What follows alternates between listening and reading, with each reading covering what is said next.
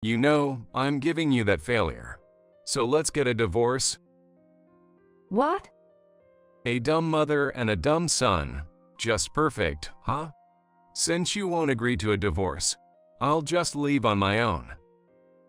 With that, he handed me the divorce papers. Ever since our kids were little, my husband only praised our eldest, John, for his good grades and always put down our second son, Mike. Of course, I didn't want to lose John, but he got into a private high school, and I couldn't afford to send him there on my salary alone. It was an utterly unacceptable situation, but I had no choice but to accept it. And so, life with Mike began. He's not interested in the mediocre and failures, huh? He actually said that. It's okay. You have hidden talents. Just you wait and see. I said, raising Mike to be someone to be proud of. Then, 7 years later, a man came to visit me. It's been a while. 1,000 employees, huh? That's incredible. I had no idea you'd started a business and made it a success. That's right. But you've got the wrong person to talk to. Huh? I'm the CEO, but this company is. I'm a 34-year-old housewife living in New York. I got married 3 years ago and have been a stay-at-home wife since. Rather than being allowed to, it's more accurate to say I became a housewife at my husband's strong insistence. We met at the same workplace, dated for a year, and then decided to get married. Our relationship was well known, and when we announced our marriage, all our colleagues celebrated with us. That's why we discussed our future life in detail. I was thinking of working even after we get married, at least until we have kids. I think it would be troublesome for our colleagues if I just quit suddenly. I plan to keep working for a few years. No. After we're married, I need you to be a stay-at-home wife. You want to work. Are you trying to embarrass me? Embarrass you? I'm not intending to. But do I have to be a stay-at-home wife? It's quite normal these days. Many young couples both work, and there are even those who return to work after having kids. Working even though we're married. It's like saying my earnings are bad. Everyone at work, the neighbors, my friends, they'll all laugh at me. That's out of the question. Indeed, some people might think that way. But I wished he'd look at the reality rather than what people might think. We don't work for a big corporation, so our salaries aren't that high. We could live on my husband's salary alone if we don't live luxuriously. We talked about wanting kids, and it would be better to have as much savings as possible for the future. I thought my salary could go entirely into savings if we could live on my husband's salary alone. But he prioritized his pride over our life together and refused to live as a dual-income family. But considering the future. If you really want to work, quit your current job and look for something you can do from home. That way, no one will know you're working. It's not that easy. Since we can live on my salary alone, there's no need to be so selfish. That was true, but I wasn't just talking about the present. Before we got married, he was really kind, and I never thought we'd have such a problem right after getting married. I regret a bit not discussing more about the future before deciding to marry.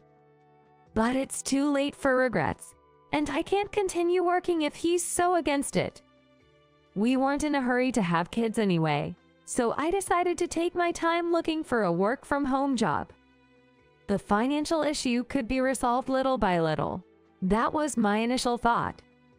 Then, about half a year later, I found a work-from-home job, and I've been busy every day, balancing it with housework. I'm home. Hi there. Guess what? It looks like I'm pregnant. Pregnant? Yes. It means we're going to be a family of 3. I'm so happy. I had wanted to wait a bit longer before getting pregnant, but I was truly happy. I had heard stories from other expectant mothers, so I knew it would be tough going forward. But the joy of finally being pregnant with our long-awaited child was far greater. The first part was tough with morning sickness, but I wasn't too badly affected physically, so I managed to keep up with the housework. My husband was busy with work and seldom helped out or showed much consideration for me, but somehow we managed, so I didn't see it as a huge problem. After our first child was born, life with our adorable baby was truly enjoyable, but at the same time, I personally experienced the difficulties of parenting. I'm going out for drinks again tonight, so don't bother making dinner. I'm off tomorrow, so I'll probably be back in the morning. Hey, you've been going out a lot lately. Don't you think you should spend some time with our child? I'm exhausted from the nightly crying. I have to always watch the baby and do the housework. No matter how much time and energy I have, it's not enough. You just do whatever you want. It's unbelievable. Going out is part of my job. You can't restrict me. Besides, I'm spending my own money, so you shouldn't have any complaints. Parenting is the mother's job, so fulfill your duty. As a mother, I understand I have a responsibility to raise our child. But that responsibility also lies with my husband, the father. Why should only the mother be responsible for parenting?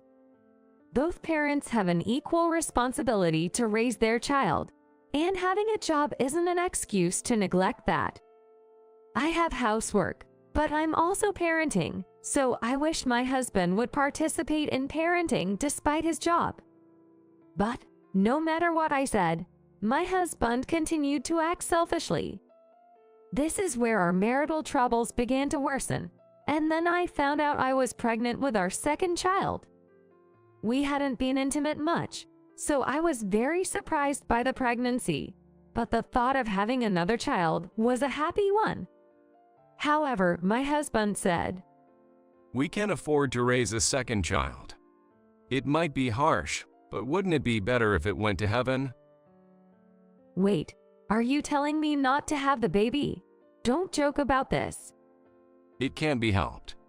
We don't have the time or the resources to raise 2 children. Face reality. It's our responsibility since we made the child, so we need to take responsibility and raise it no matter what. If you cut down on your hobbies, like cars, going out, fishing, and golf, we could easily find the funds to raise a second child. I yelled at him loudly after this statement. Enough with the jokes. What does he think about our children? I won't allow him to refuse to have our child for selfish reasons. After a big fight with my husband over this, we barely spoke, but I went ahead with the pregnancy against his wishes.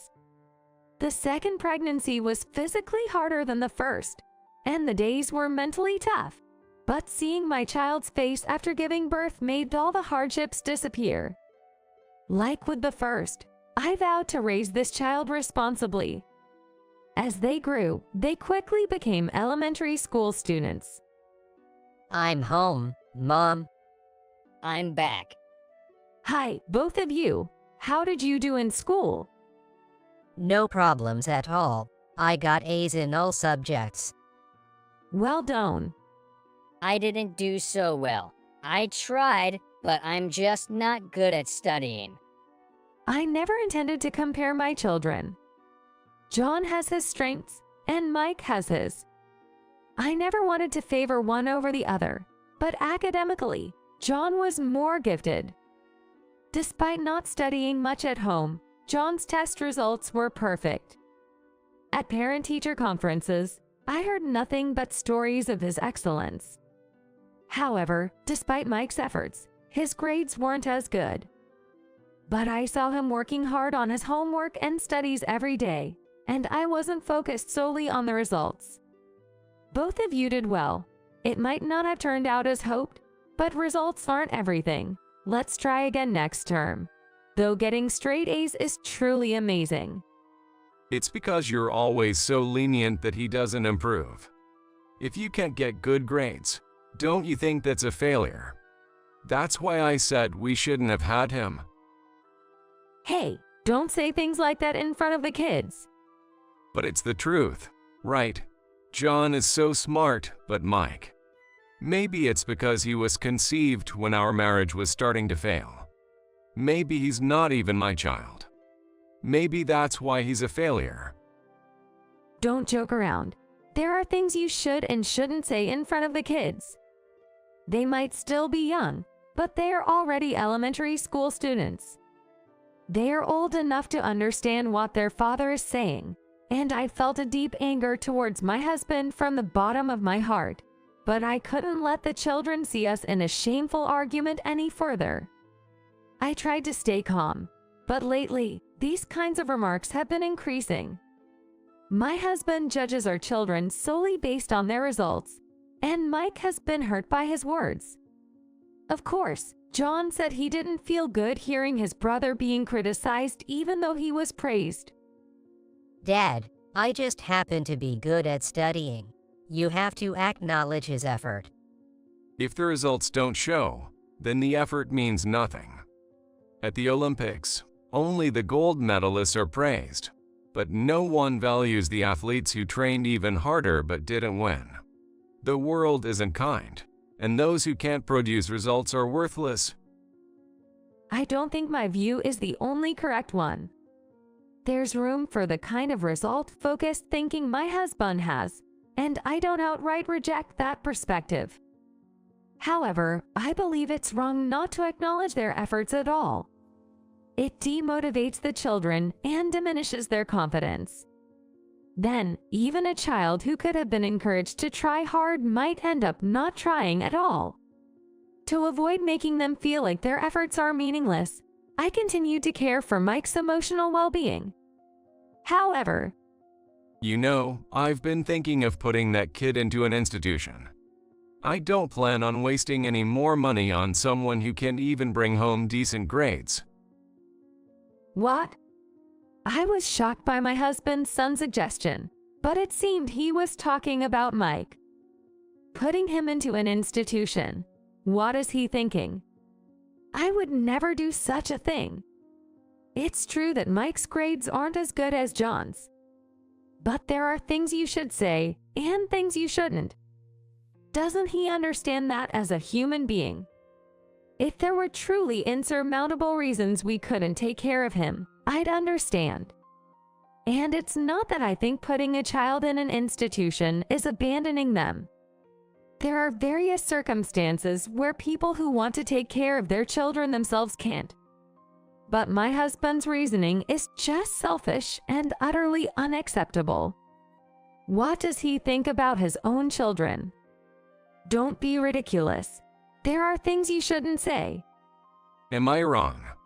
It's the fault of those who can achieve results, right? If you're so protective, why don't you take care of him yourself? How can you say that? Where's your responsibility as a parent? I'm sick of living with you anyway. Why don't you just take that idiot and raise him yourself? After saying that, he went back to his room. I was speechless. Even as a joke, that's something you can't say. Ever since before Mike was born, he had been negative about the pregnancy. And after Mike was born, he always compared him to John. The atmosphere at home was truly bad, and since then, we hardly spoke to each other. My husband neglected our family and did whatever he liked, so time passed without any major issues in our household. And before we knew it, John was nearing the age to graduate from middle school. Then, one day, Hey, sign this. what? A divorce paper. We hadn't spoken about anything other than necessities, and most of our communication was through text, so I was surprised when he suddenly spoke to me. I was speechless. He wants a divorce. But why now? Certainly, our relationship as a couple had cooled off, and there was no warmth in our family. But until now, he had been doing whatever he wanted, and I had been paying for Mike's tutoring and extracurricular activities with my income from working at home. We had been living without any complaints from each other. What changed for him? I don't intend to waste any more money. And I don't need failures. What do you mean? I have no intention of continuing our married life. I want to remarry with my new girlfriend. What? I was shocked and wide-eyed at his statement. Unexpectedly, he had been having an affair. Why? I found myself at a loss for words, taking time to sort out my thoughts. However, our marital relationship was virtually non-existent, and the only reason I had continued our marriage was for the sake of our children. If it weren't for them, I would have divorced him immediately. Although I wasn't saddened by the affair itself, I was infuriated by his irresponsibility in crossing an unforgivable line and then wanting a divorce. How dare you be so selfish? What do you think your position is? It's my life, so I'll do as I please. Plus, I'm leaving the failure with you. The failure. Could it be that he intends to raise our eldest himself, but expects me to take care of our youngest? They are both middle schoolers. That's not something we can decide without discussing it with them. Surely, he favors our academically gifted eldest. But what does our eldest think of a father who neglects his family for an affair? You would figure that out with a bit of thought.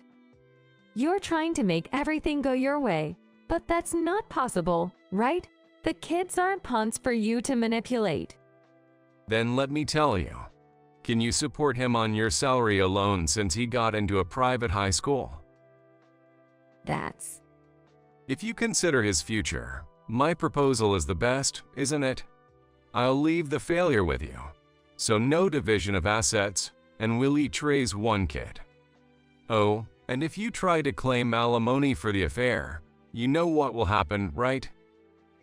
He can't go to that private high school if the money's gone. His words felt like a threat. Indeed, he wasn't wrong. Our eldest had passed the exams for a prestigious private high school. If we divorced now, who would pay for that education? A person who cheats so easily. If I claimed child support, he could easily cut off contact and leave us in the lurch. I can't trust a cheater. Yet, if I don't agree to the divorce, he'll just leave on his own. After much thought, I had no choice but to believe his method was the best course of action. I'm truly sorry for everything turning out this way. I'm a failure as a parent, but I'll do whatever I can for you, and I'll respect your choices. All right, then I'll live with Dad until I graduate from high school. I'll keep in touch with you, Mom, so don't worry. Are you sure about this? Of course. Well, Dad probably just wants to keep me, the one with good grades, close to him. My eldest decided to live with his father. If that's his wish, I won't stop him. Going with his father might also reflect his determination to attend the private school he was accepted into. 3 months later, everything was settled, and I moved to a cheaper apartment with my youngest, while my husband continued living with our eldest. I then started working more seriously, and although my earnings weren't high, they were enough to support my youngest and me. I'll start working after graduating from high school. Just like Dad said, I can't do anything right. It'd be pointless to go to college. Don't listen to what he says. You don't need to care about that. But It's okay. You'll see. You have your own talents, and there's nothing to worry about. Being abandoned by his father made him doubt his talents and lose confidence, but I knew he had hidden abilities. To support him, I wanted him to go to high school and develop his strengths, working hard to make him forget about his father. As my youngest neared high school graduation, Mom, are you really going to support me? of course, you have talents, so work hard to develop them. I'll take care of you to a certain extent and clean up any mess, so don't worry. Okay, I'll give it a try. After high school, my youngest started working as a freelance engineer. Ever since elementary school, he had a real knack for science and math. However, despite his exceptional skills in these areas, his overall grades were below average because he didn't score well in regular tests. My ex-husband never looked closely enough to see Mike's unique talents and looked down on him as a failure, but I knew better. After middle school, I enrolled him in a high school with a focus on engineering. There, his talents flourished, and he gained enough skills to be considered more than competent as an engineer before even graduating. I just landed a really good project. Really? That's awesome. I was also asked by a previous client to work with them again. It's been super busy, but every day is fun. I was really happy to see my younger son, Mike, so lively and thriving as an engineer. It was a matter of pride for me too. Eventually, Mike built connections with various companies, and soon, he had too much work to handle on his own, so he started delegating tasks to fellow engineers. That's when I started a company to take on IT projects, managing the business myself.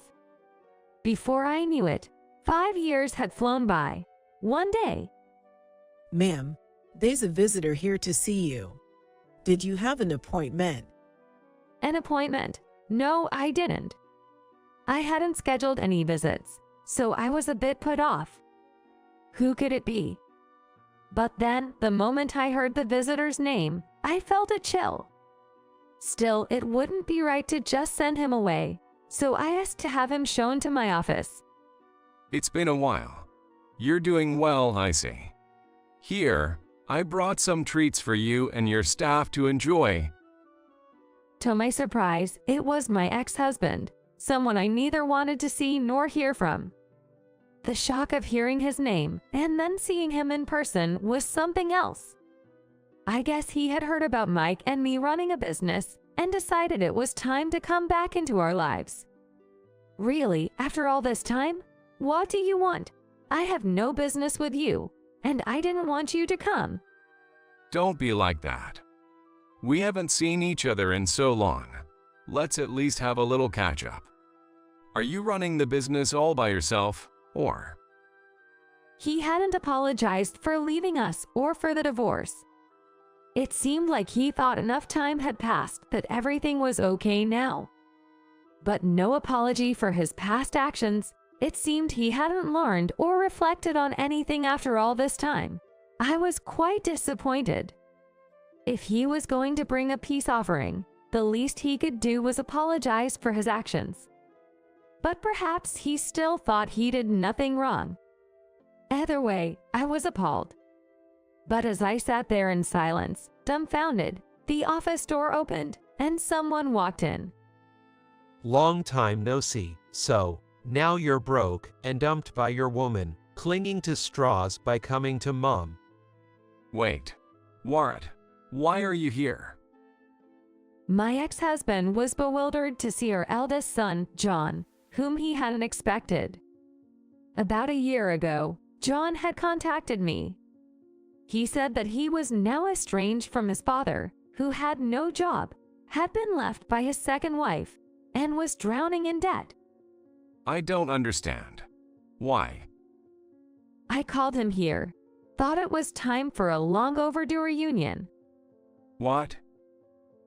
And to think, I was the successful student you thought would become your ATM, but you were betrayed by me, lost your job because of an affair, got sued for alimony by your next wife, and now you're in debt. How does that feel?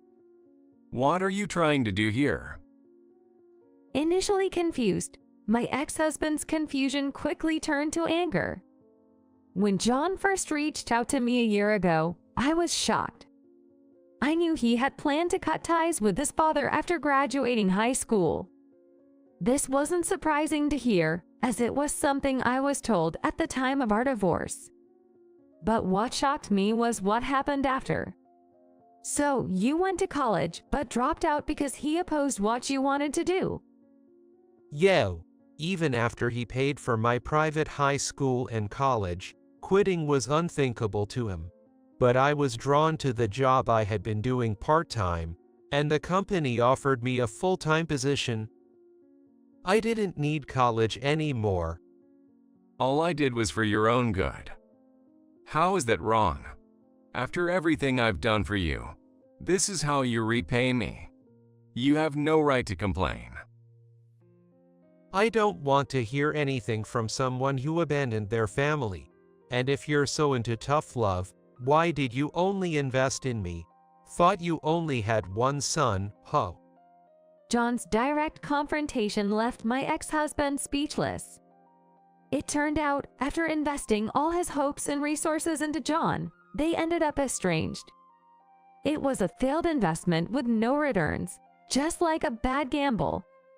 A year ago, when John decided to leave his job and inform me about his father's situation, I was taken aback.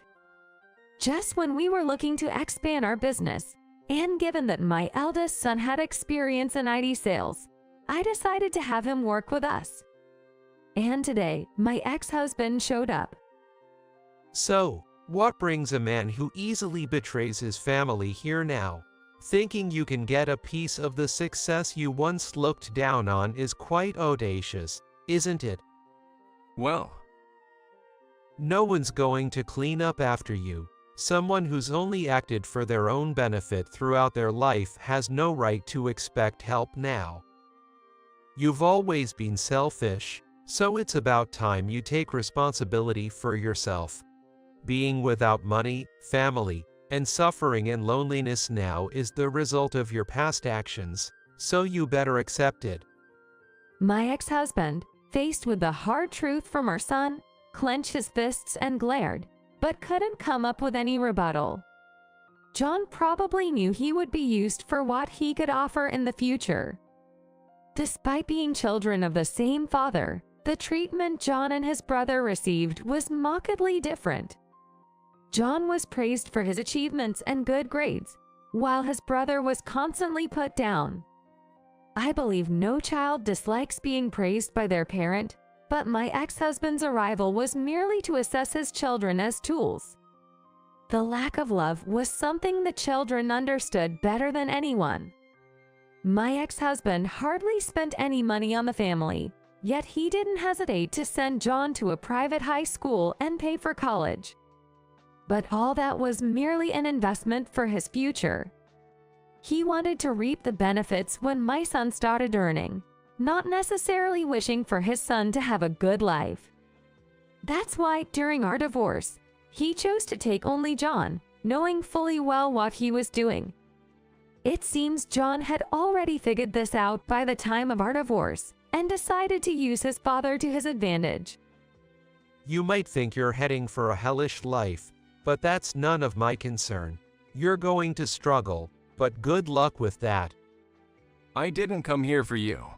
Shut up, traitor. Well, you came to see me, right? So, what do you want? After everything, I've reflected on a lot. And you haven't remarried, right? You must be worried about your future. So I thought, maybe we could get back together. Get back together. It's astounding how audacious that sounds. I wish he would stop joking around. I've been thinking, shouldn't an apology come first? The lack of an apology, coupled with the audacity to suggest getting back together just because I haven't remarried, as if doing me a favor, is infuriating. Who does he think he is? Becoming a company president must have made me look quite attractive to you, huh? But let me make it clear, I have no intention of getting back with someone who betrayed us. Don't get it twisted. I want nothing to do with you for the rest of my life. No matter what, I have no plans to involve myself with such a person. Don't be mistaken. I can live perfectly fine without him, and there's no need for me to show him any pity.